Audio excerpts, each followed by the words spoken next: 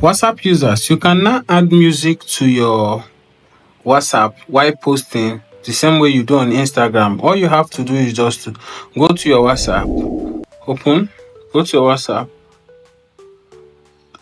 WhatsApp, click on this plus icon, go to your status, come to your status and click on this plus icon and click on the plus icon and select the picture or the video. Let's assume I want to add this. If I want to add a music, look at this small icon here that looks like a music sign. Tap on the small icon. Now it will show you different options of music. You will search for anyone you want to use. Let's assume, let me just choose one of these. Feels so good.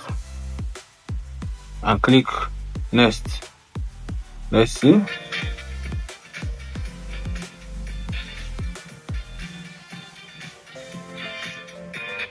You can drag to anywhere you want the music to start from on your status. If you don't like the beginning, you can drag it to anywhere of where you want it and let play.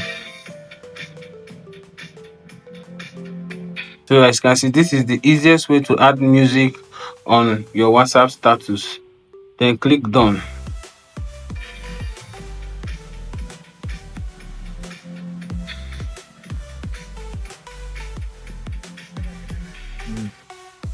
So you can now update your status.